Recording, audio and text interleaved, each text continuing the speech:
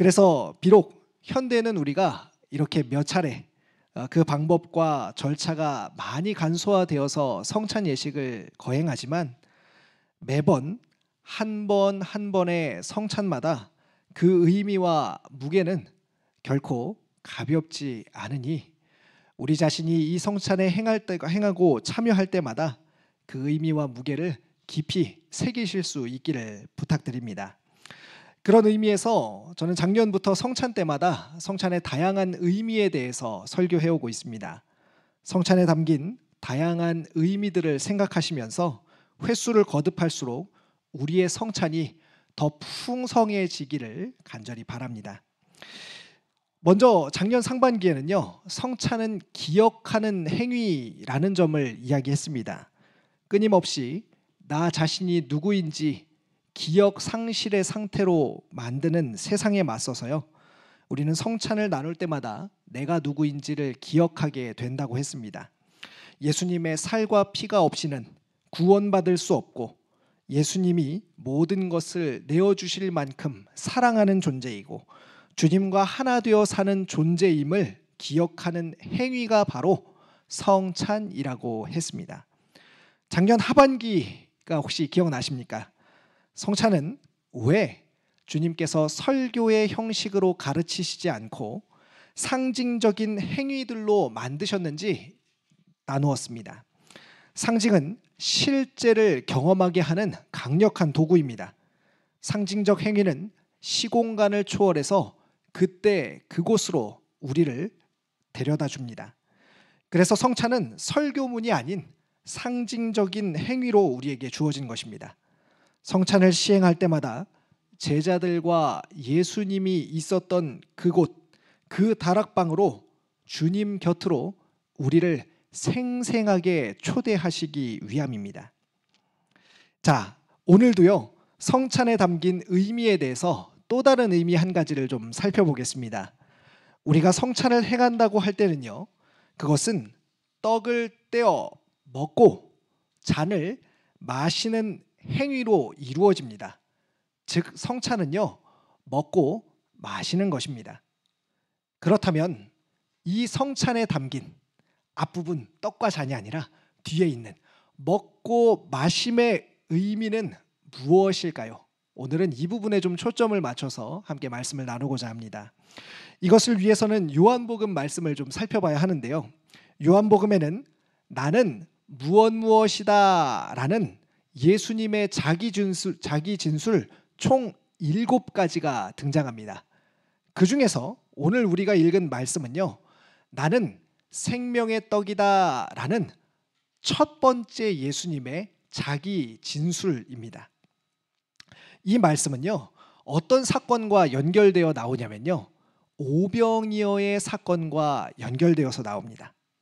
여러분, 오병이어의 사건을 잘 알고 계시죠? 예수님께서 보리떡 5개와 물고기 2마리를 가지고 많은 사람들을 배부르게 먹고 남긴 그런 놀라운 기적의 사건이지요.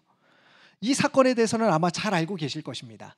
그런데요, 이 오병이어의 사건과 성찬과 관련이 있을까요? 없을까요? 있으니까 설교를 하겠죠. 그것도 아주 밀접한 관계가 있습니다.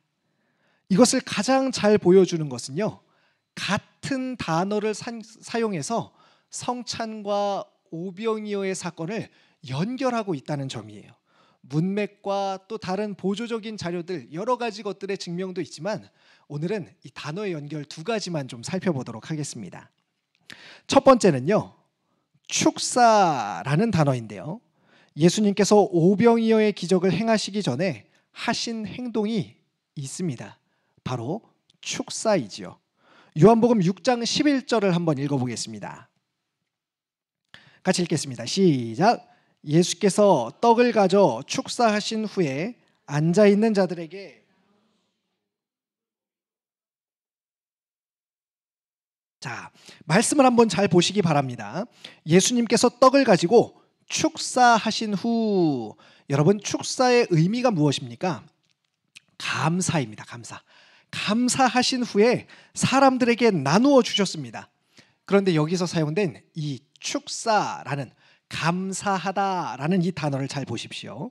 이 말은 고린도후서 11장 24절에 바울이 성찬이 무엇인지에 대해서 설명하는 본문과 같은 단어를 사용합니다. 고린도후서 11장 24절 한번 보겠습니다. 같이 읽겠습니다. 시작.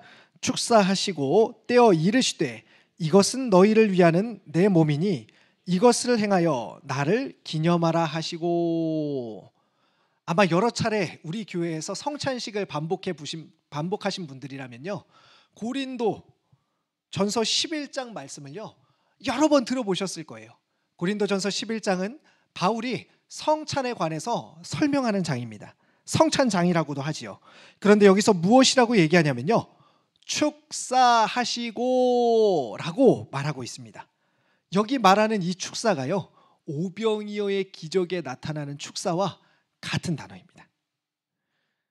두 번째로요, 요한복음 6장 11절, 우리가 좀 전에 읽었던 6장 11절에서 떡을 가져다가 어떻게 하셨죠? 나누어 주시고에 사용된 단어도 성찬 제정의 말씀과 동일합니다.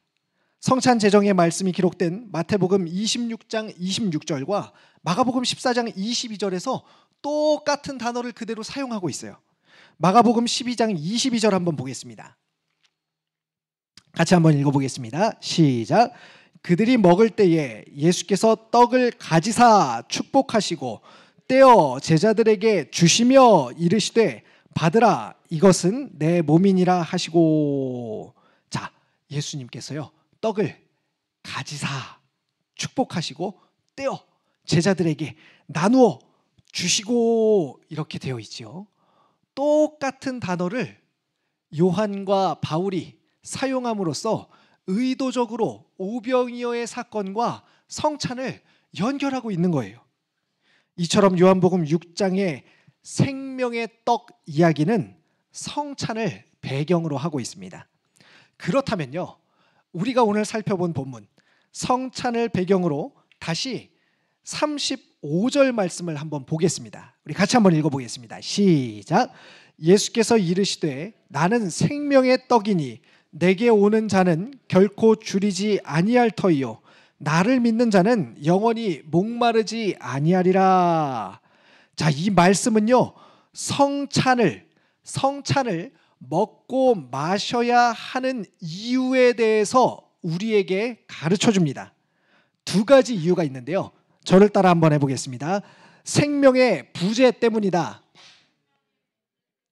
첫 번째는요, 생명의 부재 때문입니다. 아까 서론에서 말씀드린 것처럼 성찬은 먹고 마시는 행위라고 이야기했습니다. 예수님께 나아오는 사람들은 어떤 사람들입니까? 요한복음 6장 35절 말씀에 따르면 그들은 목마르고 줄인 사람들입니다. 계속해서 배고픔을 느끼는 사람들이 지금 예수님께 나아오고 있어요. 인간은 먹어야 삽니다.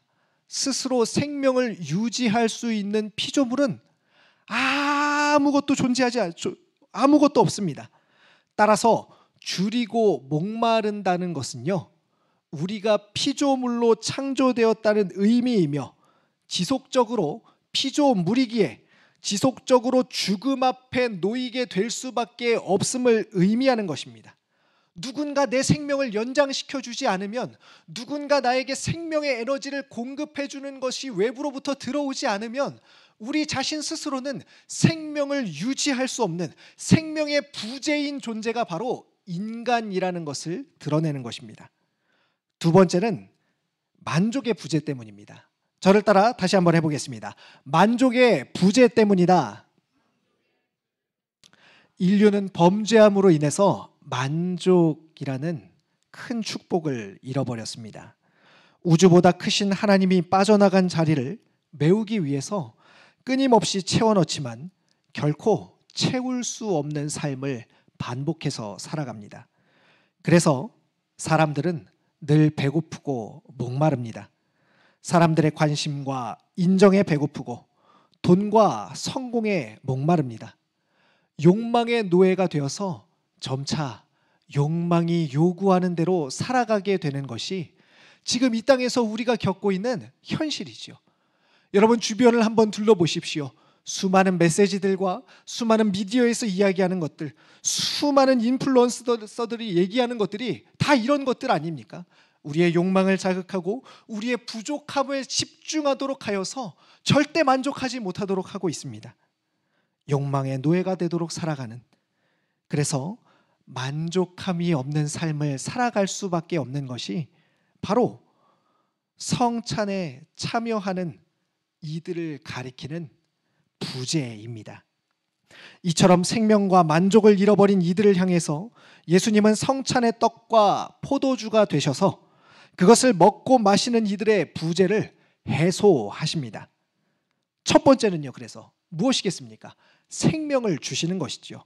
먹고 마신다는 것은요, 떡과 포도주를 먹는다는 것은 우리가 타인의 의존에 생명을 유지하며 산다는 것을 의미합니다. 우리의 육신은 먹을 것에 의존해 살며 우리의 영혼은 생명의 떡이 되시는 주님의 의존에서 살아갑니다.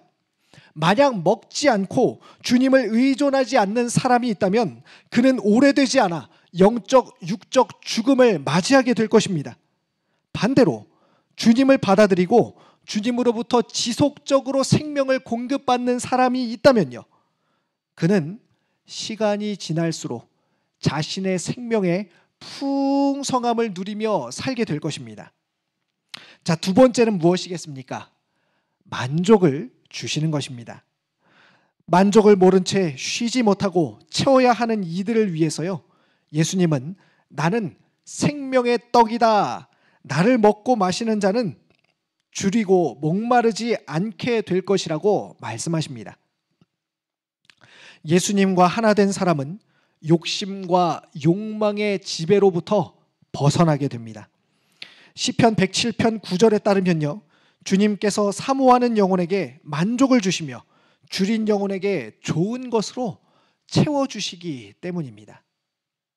사랑하는 청년 여러분, 말씀을 정리해 보겠습니다. 주님께서는 성찬을 행하시며 이 떡은 나의 몸이라고 말씀하셨습니다. 그런데 요한은요, 그 떡이 바로 생명을 주는 떡이라고 이야기합니다. 그 떡이 바로 영원한 굶주림으로부터 해방시켜주는 만족의 떡이라고 이야기합니다.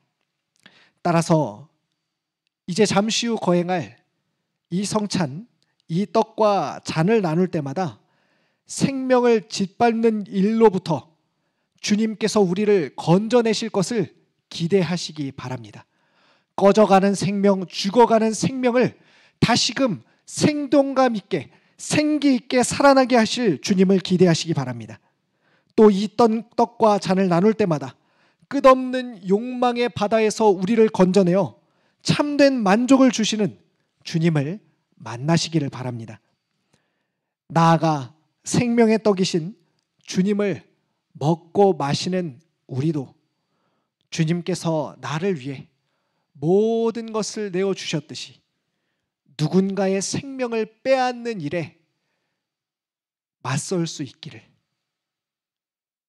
또한 끝없는 욕망을 부추기는 가치관들로부터 생명을 잃고 있는 사람들을 건져낼 수 있기를 소망하시기를 바랍니다. 이와 같은 은혜가 우리 모두에게 있기를 간절히 축원합니다. 기도하겠습니다.